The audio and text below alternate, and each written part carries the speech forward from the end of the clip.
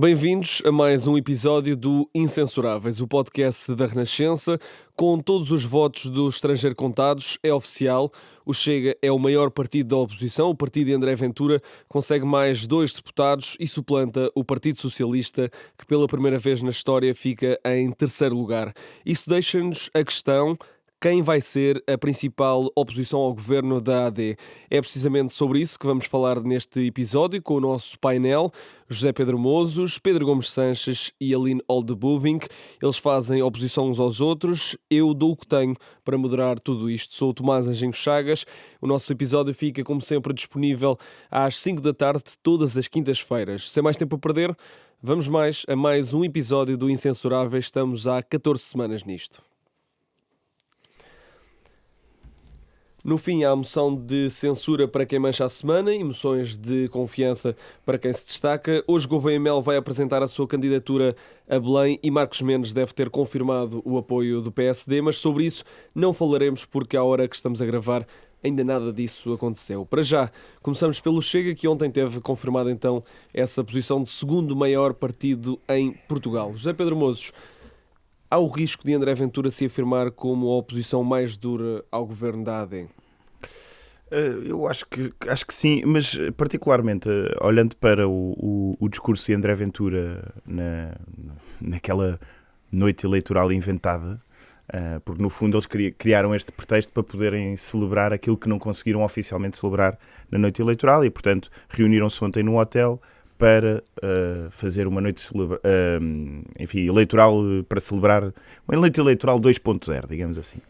E o discurso dele é bastante elucidativo sobre aquilo que pode vir a ser o novo estilo que não é assim tão novo, mas o estilo de André Ventura, que é o seguinte: ele tanto diz que nós somos responsáveis, não tenham medo, repetiu N vezes a palavra responsabilidade, como depois também diz, mas isto é o nosso ADN.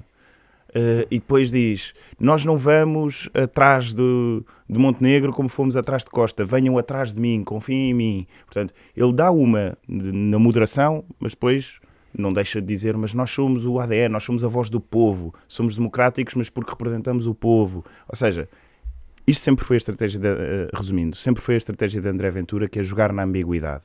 Quem quiser ouvir naquele discurso moderação, ouve.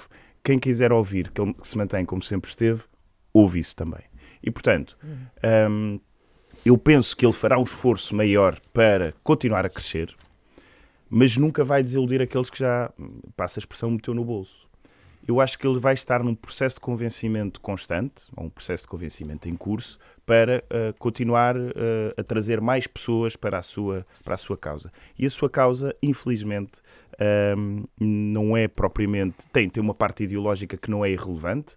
Há de facto pessoas extremistas, racistas, e eu tenho para mim que são muito mais do que aquelas que nós julgamos nos apoiantes do Chega, e portanto essas pessoas encontram um certo conforto naquele partido, mas há muita gente que não é assim. E a velha história de que afinal o Chega pode já ter se tornado um catch-all party é de facto isso, ou seja, já junta muita gente. E esta maneira de André Ventura olhar para o país, infelizmente, vai ter terreno fértil para crescer nesta legislatura. Porque o PS vai estar à procura de como é que se faz a oposição sem ser líder da oposição. O governo, desconfio eu, irá governar um bocado como fez no ano passado, mas com mais margem para isso, tentando manter todas as portas em aberto e o máximo de flexibilidade possível, apresentando propostas e deixando que os outros partidos é que se posicionem, sem muitas negociações prévias. Às vezes será com o Chega, às vezes será com o PS, mas passando o ónus da aprovação ou da rejeição sempre para os outros partidos, o que coloca o PS numa situação muito complicada. E o Chega, enfim, pode assumir de facto essa oposição mais dura de que falavas, enquanto nós temos um país uma economia que neste primeiro trimestre está em retração. Vamos ter, como o Governo aparentemente anunciou ontem, ou deu a entender ontem, um investimento em defesa que pode chegar aos 5%. Não se falou disto em campanha. Onde é que se vai buscar o dinheiro? Ou aumentam-se impostos para ter mais receita, ou corta-se no outro lado. Onde é que se vai cortar? A habitação não vai descer, o preço da habitação não vai descer, os salários não vão aumentar exponencialmente e, portanto, todos os fatores A imigração, enfim, pode ser um tema que o Governo consiga dominar, mas sempre que se fala de imigração, o Chega também está a capitalizar. E concluo para dizer o seguinte: eu não vejo que nos próximos tempos estes fatores mudem de forma estrutural, de forma a que o Chega consiga ser desnatado. E, portanto, acho que sim, acho que fará a oposição dura quando tiver de fazer, jogará sempre na ambiguidade, e esse é o grande risco de termos um sistema tripartido nesta fase e com este contexto. Aline, estás à espera de um Chega mais moderado ou mais radical agora na pele de maior partido da oposição? Bom dia, bom dia. Bom dia. Deixa-me primeiro discordar do... Ora bolas! A dose diária. Ora bolas! Deixa-me discordar do José. Bom, este discurso que o Chega tem muitos racistas, eu acho que já se prova que não vai funcionar. Há pessoas racistas e há pessoas xenófobas em todo o país, como há no Chega, como há em todo o lado. O Chega, antes de aparecer, as pessoas já existiam. Não é verdade? Também não podemos deixar de reconhecer que grande parte dos que votaram no Chega saíram do PS. Portanto, quando eles estavam no PS não eram racistas. Quando passaram para o Chega, passaram a ser. Eu acho que é preciso ter muito cuidado. Eu não disse que eram todos racistas. Eu sei que não disseste que eram todos. Racistas e isso tem base Então, em provas como houve deputados que mandaram Joacine voltar para o seu país. Mas isso aí, olha houve lá. Deputados, deputado, Pedro Frazão, que tapou 2 letras da palavra descolonizar. Olha, não vamos muito longe. Dizer, desculpa, peço imensa desculpa. Acho que há diferenças mínimas Peço imensa desculpa. Eu, quando era deputada, na Assembleia Municipal de Lisboa, ainda não havia Chega. Quantas vezes me mandaram voltar para a minha terra? Eu nasci no Brasil por acaso, eu estava para nascer em Lisboa. Quantas vezes? E não tinha lá ninguém do Chega. Eu não estou a dizer que não havia racistas antes do Chega. Estou a dizer que os racistas encontram um conforto muito grande no Chega. Então porquê é que não foram para o ERGT? Porque o Chega é um partido que consegue capitalizar muito mais esse discurso e está institucionalizado. Já viste onde é que o Chega cresceu? O Chega cresceu principalmente em bairros e em zonas em que as pessoas estão saturadas de determinadas coisas. Não é por serem racistas, é porque se calhar é preciso estudar melhor esse movimento. Desculpa, mas eu tinha que dizer isto. De qualquer forma, eu não tenho uma bola de cristal para dizer que se o Chega vai mais para um lado ou mais para o outro. Uma coisa concordo contigo, ele vai dar uma no cravo, outra na ferradura, como sempre fez. O meu ponto aqui é outro. A minha pergunta é, afinal, vamos ter um PRM ou um LCM? Baralhaste-me agora. Pois baralhei e foi de propósito.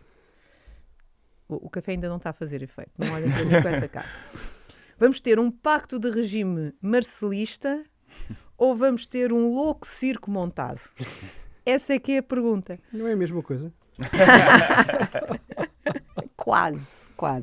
Porque nós sabemos que supostamente devíamos ter tido 12 anos de ciclo e tivemos 3. Ou seja, 3 eleições de 3 governos que caíram num espaço de 3 anos. E a culpa é de quem? Estás a sugerir que há responsabilidades do Como presidente? é evidente. E acho que chegou o momento em que Marcelo Rebelo de Sousa tem que mostrar para que é que serve um presidente da República. Ele tem que dizer, meus amigos, vocês parem de brincar aos políticos, acabou a brincadeira, fiquem nessa sala, sentem-se e só depois de vocês conversarem e chegarem a um acordo é que vou indigitar. Portanto, ter pressa de indigitar um governo não é uma boa política. Ponto 1. Ponto 2, parar de atuar para as televisões e para o mediatismo e começar a atuar para o bem do país. E isso faz-se, talvez, com um acordo escrito. E aí sim, os partidos, sejam eles quais forem, estão veiculados, um acordo escrito, a pensar no país e não a pensar em si nos seus votos. O país já se pronunciou. Se calhar o país quer e merece neste momento um acordo à direita e um governo à direita. Foi isso que o país se pronunciou.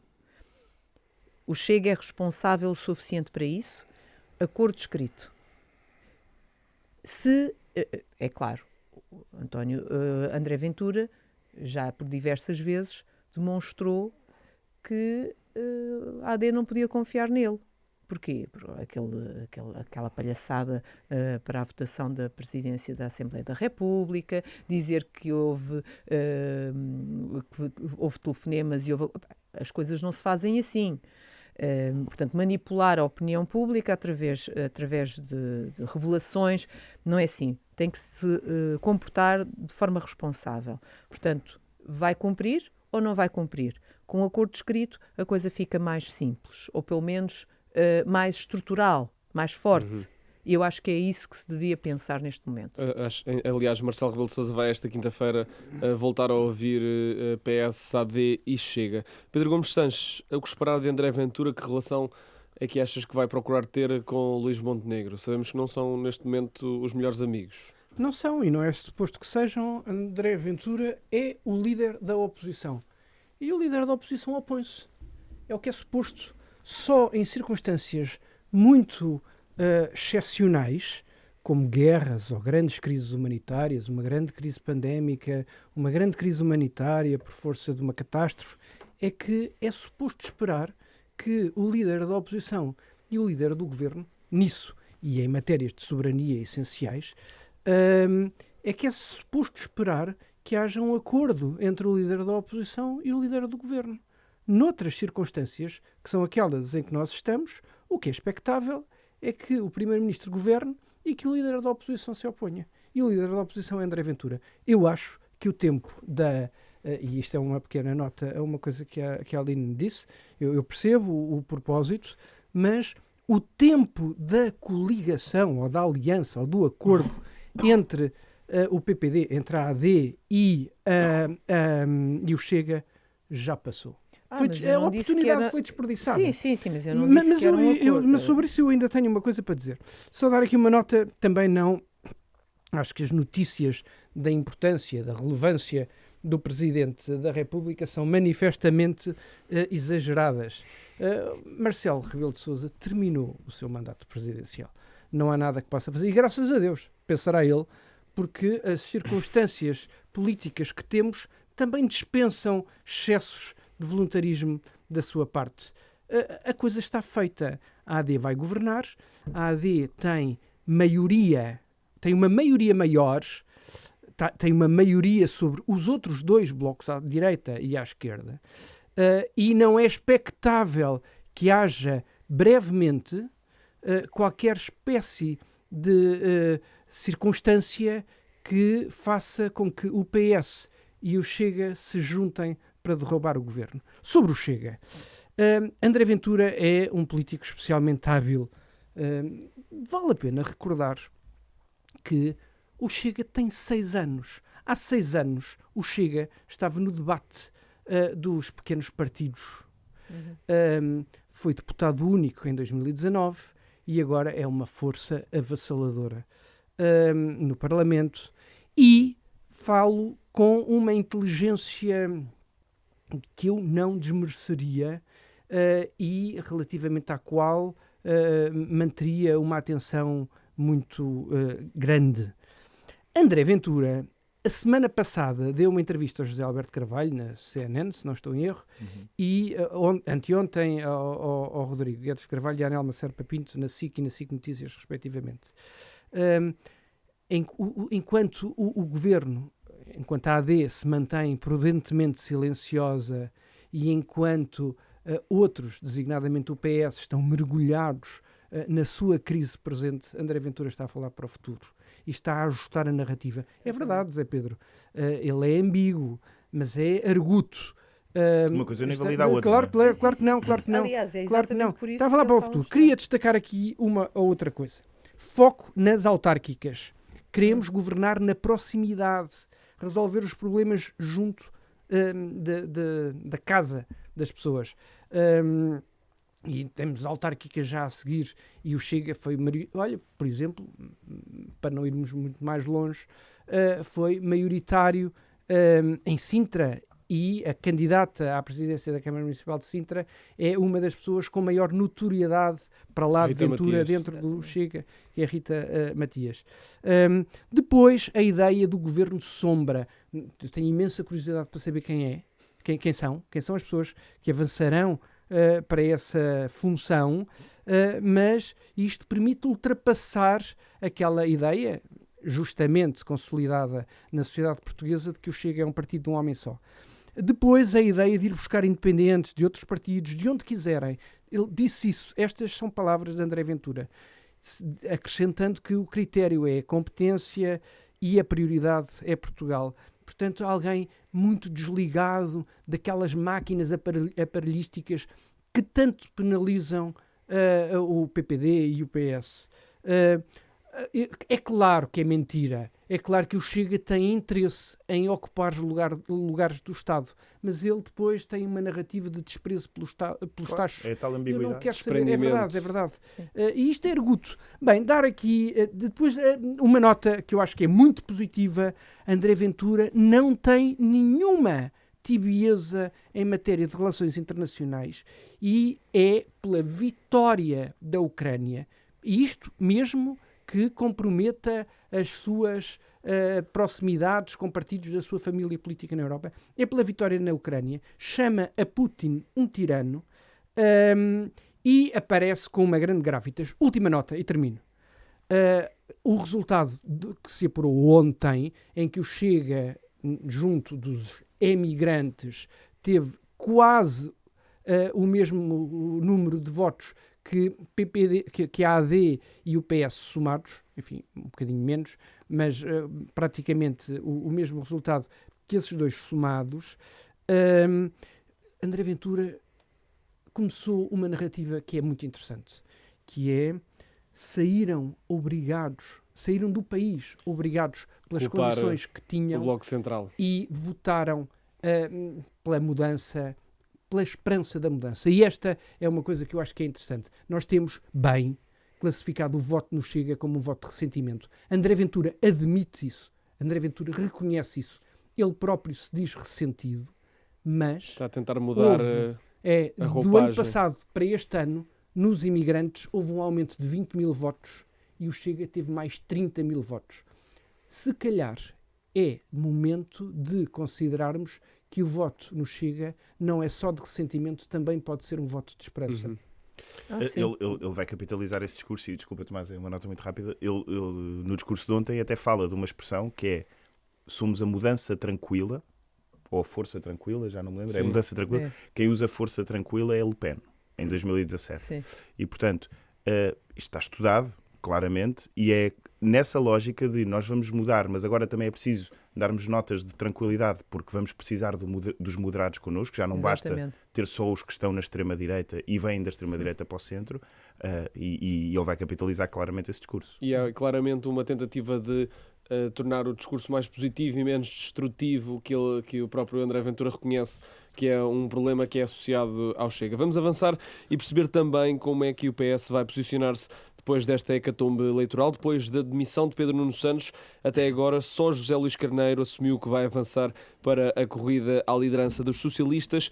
Começa a correr tinta na comunicação social. Até agora, tudo aponta para uma corrida a solo. José Pedro Mozos, haver um único candidato mostra união ou fraqueza do atual PS? Eu acho que mostra mais desorientação do que fraqueza ou força.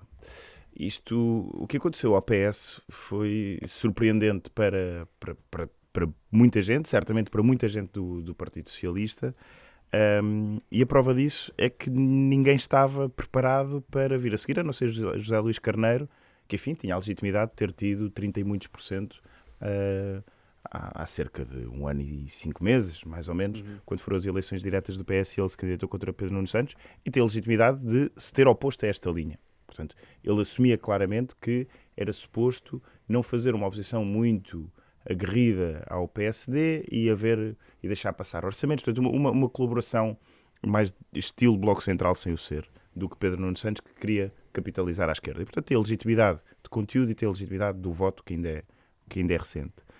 Mas a mim preocupa-me o Partido Socialista poder não estar a ver bem o quadro que saiu destas eleições. Neste sentido, se é preciso tempo para perceber o que aconteceu, então desse tempo não se marquem eleições já para o fim de junho.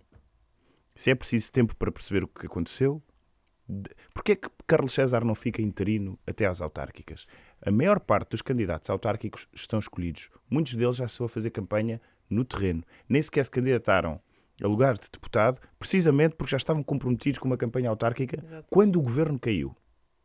E, portanto, se a máquina está a andar, se há um líder que é Carlos César, goste-se ou não, é uma pessoa respeitada dentro do Partido Socialista, ele só tinha de segurar o barco, com um barco que já está em andamento, até setembro. São 3 meses. Outubro.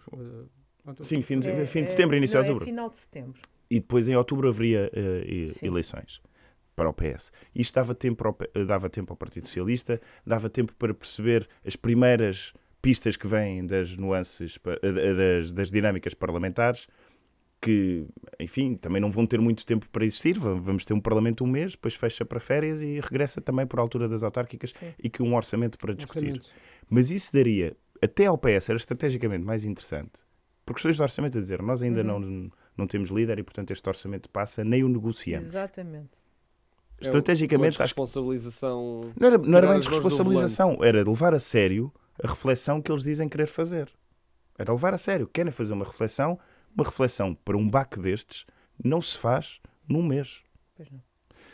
E, portanto, mais do que não haver outro candidato, e repara, José Luís Carneiro até pode vir a ser um bom líder do Partido Socialista para este contexto, não sei. Não tem nada a ver com José Luís Carneiro. Ele tem a legitimidade de avançar, mas ele avançaria agora como avançaria em outubro. Aliás, até acho que se prepararia ainda melhor para isso. E até podia vir a ser em outubro a candidatura única. A questão é, estão a apressar para quê? Para quê? Para que é que nós queremos um líder do Partido Socialista eleito à pressa num contexto em que o Partido Socialista precisa de reflexão? O que é que vai acontecer? Essa reflexão vai acontecer já com o novo líder entronizado e será sempre entendida como oposição interna. E confundir reflexão com a oposição interna pode minar o partido. Pode mesmo vir a prejudicar mais o partido do que qualquer líder ou putativo candidato a líder. Eu não vou interferir em cálculos pessoais de putativos candidatos como Fernando Medina, Mariana Vieira da Silva, Eduardo Cordeiro. Terão todos os seus motivos. Mas acho que deviam ter exigido na Comissão Nacional, eles ou outros, que se desse mais tempo. Eu acho mesmo que isto pode ser um erro. Vamos ver se é ou não.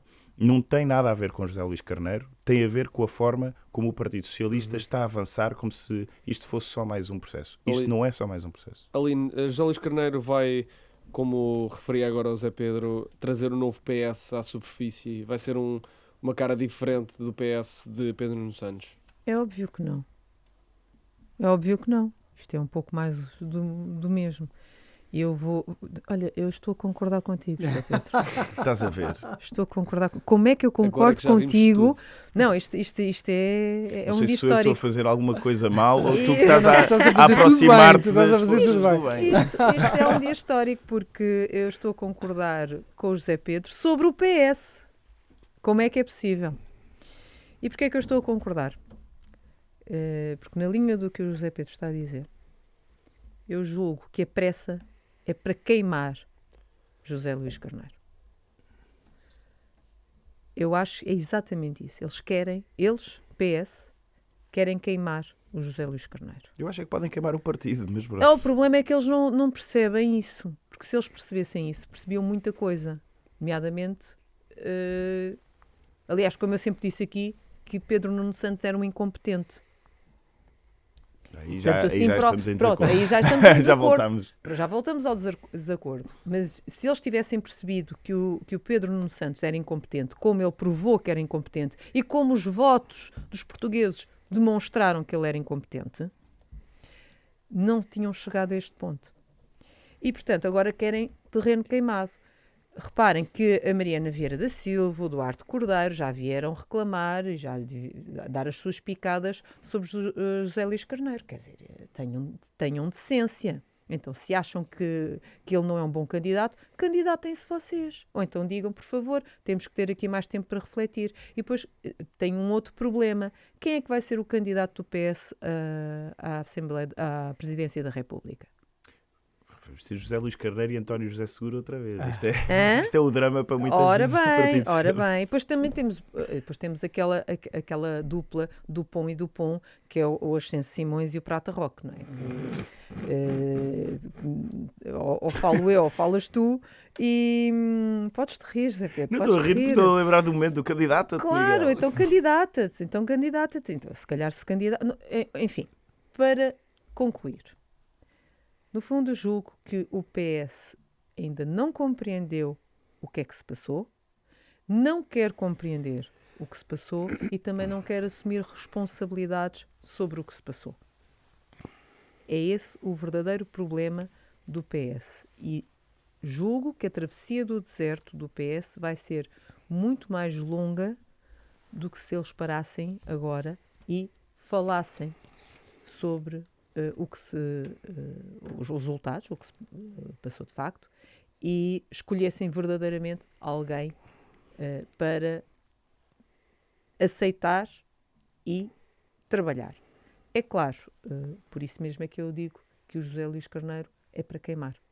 Porque eles têm noção, vai ser um tempo muito longo, vão ter o PS nunca esteve sem ser ou esteve no governo ou esteve como líder da oposição. É a primeira vez na vida que o PS vai estar como terceiro partido. Eles não sabem como se comportar nesse lugar. Exato. Exatamente por não saberem como se comportar nesse lugar é que estão a colocar o José Luís Carneiro para se queimar. Pedro Gomes Sanches, criticaste muitas vezes neste podcast a AD por não terem havido vozes a levantar-se contra Luís Montenegro, no caso Spinum Viva. Porquê que achas que José Luís Carneiro pode vir a não ter concorrência na corrida à liderança do Partido Socialista? Olha que bem lembrado. Eu acho, bem, eu concordo com a generalidade das coisas que foram ditas agora pelo Zé Pedro e pela Aline. O Partido Socialista vem de 22 anos de governo em 30. Vale a pena lembrar que há um ano 3.200.000 pessoas votaram à sua direita e que desta feita 3.700.000 pessoas votaram à sua direita. Nunca, nem nas maiorias absolutas de Cavaco Silva em 87 e em 91, nem nessa altura houve tanta gente a votar, mesmo somando os votos do PPD com o CDS, tanta gente a votar à direita do PS. O PS, nestes 22 anos em 30, que alguns elogiarão, eu só critico, Foi tudo mau. Foi tudo mau. O PS tem um legado, tem um duplo legado absolutamente trágico.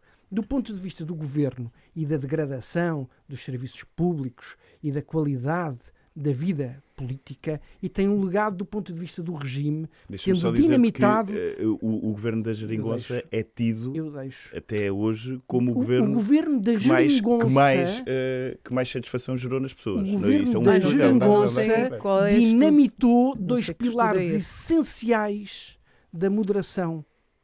Dois pilares essenciais da moderação na política portuguesa nos últimos 50 anos. O primeiro, eu já disse isto aqui, mas eu repito porque vale a pena. O de que governa quem ganha, e o segundo de que os extremistas ficam de fora quando chega a estar em primeiro lugar. Não. Lamento.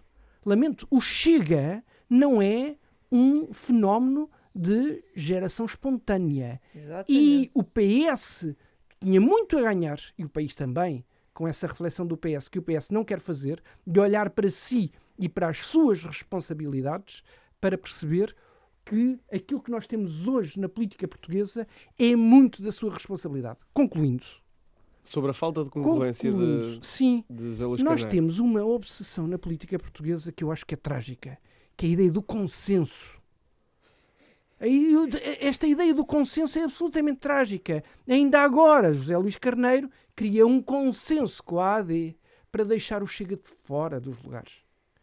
Eu acho isto... Quer exigir até. O consenso só vale na medida em que seja uma mobilização de forças em torno de ideias válidas e não só na forma e não só a favor de posicionamentos relativos no espectro político. O que está a acontecer ao PS, eu digo isto com muita vontade, o que está a acontecer ao PS é absolutamente trágico. O PS tem que se repensar. Basta ouvir, eu nem vou muito mais longe, basta ouvir a entrevista que Ricardo Leão deu ontem na SIC Notícias à Ana Patrícia Carvalho. Vale a pena ouvir. Vale a pena ouvir. E aquilo que Ricardo Leão disse ontem ali está a ser obnubilado por esta ideia de candidato único, de candidato unânime. Porque não há nenhum unanimismo neste candidato. Eu não tenho nenhuma nota, especialmente negativa, relativamente a José Luís Carneiro. Mas não tenho nenhuma nota positiva relativamente a José Luís Carneiro quando ele emerge como candidato único num partido que precisa de se repensar, de assumir o seu legado, de se distanciar daquilo que se deve distanciar, de reforçar aquilo que deve reforçar, de inventar uma nova narrativa, um novo posicionamento, novas soluções para os problemas do país. Tem que olhar para a sua base eleitoral e perceber que está extraordinariamente envelhecida, que não está nada rejuvenescida, que não está nada qualificada. Os desafios para o PS são gigantescos e se há momento para olhar para isso e dar resposta capaz é este, e tentar ultrapassar esse debate com um candidato escolhido à pressa. Aliás, até nós estamos sempre a falar na democracia.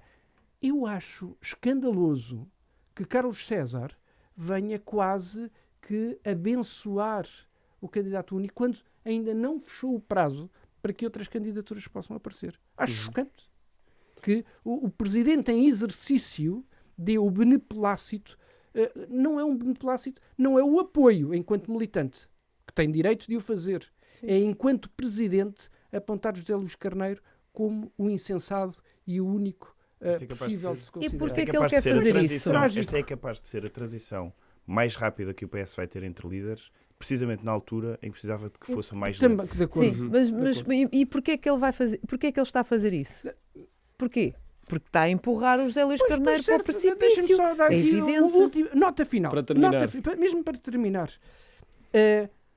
Quem está com taticismos a achar que não é agora o tempo certo, porque se calhar ainda é muito cedo, pode dar-se o caso de chegar a um momento e que perceba que foi, afinal, tarde demais. Chegamos ao fim do corpo do nosso episódio, mas nós não seríamos nós mesmos se não atribuíssemos moções de confiança para quem brilha e moções de censura para quem mancha a semana.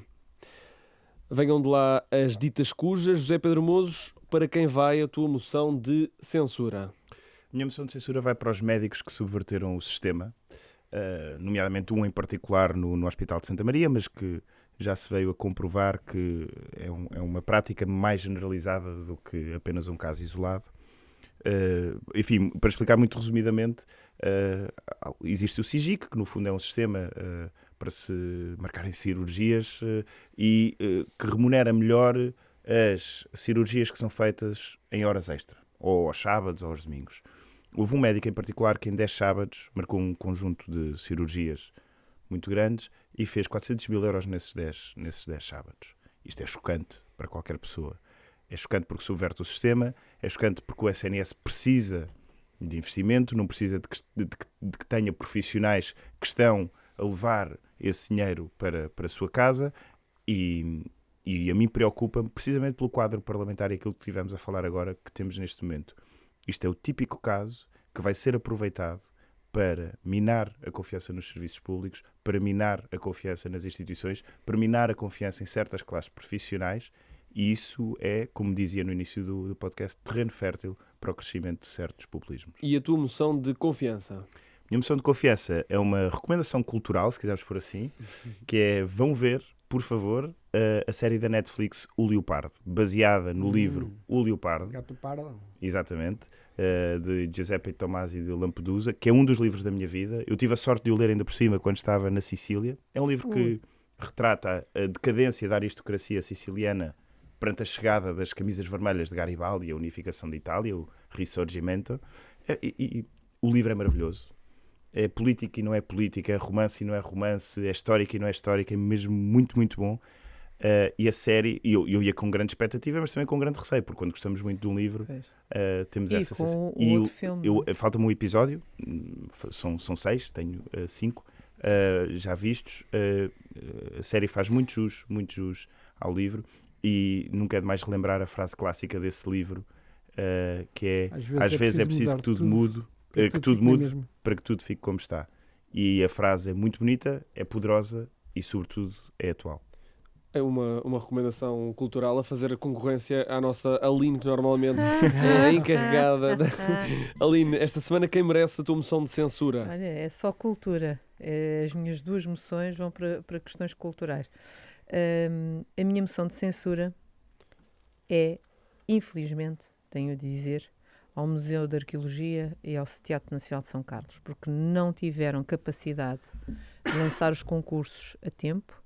Portanto, houve um atraso nos concursos e houve um suborçamento dos trabalhos previstos, e, resultado, o PRR vai deixar por concluir obras tanto no museu como no São Carlos, e quem diria, as entidades que tiveram maior dotação. Portanto, por exemplo, o Museu de Arqueologia passou de 24,5 milhões para 32,6 milhões. Não souberam aproveitar e agora baixou para 22,5 milhões. Enquanto que o São Carlos, de 32,7, baixou agora para 27,2. Ora, de tal maneira que vão ter que buscar financiamento a outros sítios. Censura. Portanto, não souberam gerir, não souberam, aliás, como infelizmente acontece muitas vezes em Portugal, não fazem as coisas atempadamente e perdem os financiamentos. E a tua moção de confiança? A minha moção de confiança vai para a primeira biblioteca a funcionar 24 horas por dia, 7 dias por semana. A Biblioteca António Mega Ferreira, que abriu na Expo. Tem um espaço cultural, uma sala de estudo e um centro interpretativo. E é uma parceria entre a Universidade de Lisboa e a Junta de Freguesia do Parque das Nações, com 4.000 livros. Começou com 4.000 livros doados pela família de Mega Ferreira, que era da sua coleção pessoal. Portanto, acho que é saudável e é salutar ver que, de facto, temos uma primeira biblioteca 24/7. Recomendável para quem tem insónias. Pedro Gomes Sanches, a tua moção de censura vai para? Minha moção de censura vai para o PS, por aquilo que já falámos aqui.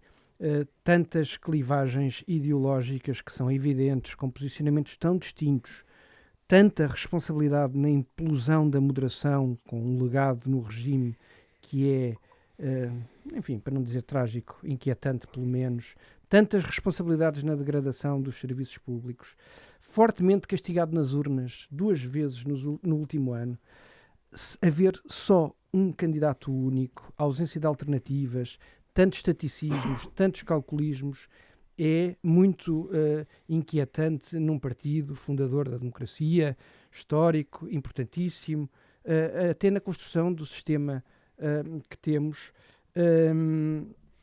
Esta obsessão pelo consenso oblitera uma coisa essencial na democracia, que é a dissensão. E quando há a tentação para que PSD e PS, e estas vozes vêm muito do PS hoje em dia, para que se assuma esse consenso, é entregar o dissenso na totalidade ao Chega. E a tua moção de confiança, para terminar em grande? A minha moção de confiança é para o Chega, precisamente porque tudo sopra a seu favor. As coisas que fazem bem, as coisas que os outros fazem mal. O Chega tem 6 anos, fez uma coisa absolutamente notável. Na sua família política é o caso de maior sucesso na Europa. Ninguém cresceu tão depressa. Ontem fez quase o pleno, só não conseguiu ter mais 4.500 votos, que lhe permitia ter ultrapassado também o PS em número de eleitores. Enfim, as coisas que são o que são. André Ventura está de parabéns. Há uma questão que eu deixo já não na moção de confiança, mas numa espécie de moção de esperança, que é: o que será Ventura? Ventura poderá ser várias coisas e poderá aproximar-se mais de um estilo Giorgia Meloni ou aproximar-se mais de um estilo Viktor Orbán. Aquilo que ele será dependerá muito dele, mas eu devo lembrar que nós não somos só nós. Somos nós, as nossas circunstâncias e o resultado das interações que estabelecemos com os outros. E, portanto, todos serão responsáveis por determinar aquilo que André Ventura venha a ser. Agora sim estamos em condições de ir descansados. Chegamos ao fim de mais um episódio do Incensuráveis. Contámos com o apoio técnico do Rui Glória. No vídeo esteve a Marta Pedreira Michão. A sonoplastia é do Diogo Casinha. O nosso painel aqui está, inabalável. José Pedro Mozes, Aline Oldebuving e Pedro Gomes Sanches. Eu sou o Tomás Anjinho Chagas. Já sabem, partilhem e comentem o nosso podcast. Não nos ofendemos, nem ofendemos ninguém. Por isso, para a semana à mesma hora, um abraço.